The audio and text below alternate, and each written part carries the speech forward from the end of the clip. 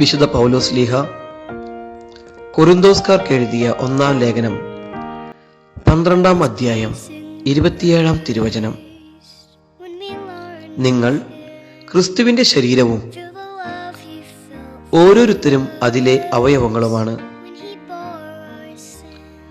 ഞാനായിരിക്കുന്ന എൻ്റെ കുടുംബത്തിൽ ക്രിസ്തു പ്രകടമാകണമെങ്കിൽ, നന്മകൾ ഉണ്ടാകണമെങ്കിൽ എൻ്റെ കുടുംബത്തിലെ ക്രിസ്തുവിനെ പൂർണ്ണമാക്കുക എന്ന ഒരു ഉത്തരവാദിത്തം എനിക്കുണ്ട്.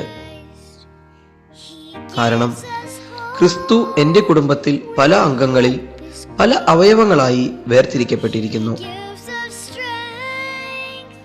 വേർതിരിക്കപ്പെട്ട ക്രിസ്തുവിന്റെ ശരീരഭാഗങ്ങൾ ഒന്നിച്ചു നിൽക്കുമ്പോൾ അതിൽ പൂർണ്ണത കൈവരികയും പൂർണ്ണത കൈവന്ന യേശുവിനെ, ആ കുടുംബത്തിന്റെ ലക്ഷ്യത്തെ സഫലീകരിക്കാനുള്ള ശക്തി കൈവരിക്കുകയും ചെയ്യുന്നു.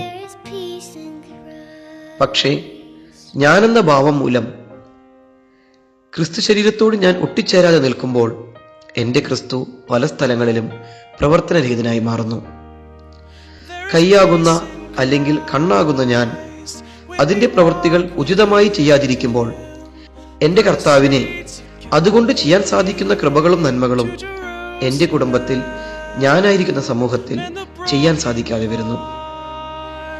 മാത്രവുമല്ല, ക്രിസ്തുവിനെ പുനരവതരിപ്പിക്കണമെങ്കിൽ ഒരു മനുഷ്യനെ കൊണ്ട് തനിയെ സാധിക്കുകയുമില്ല.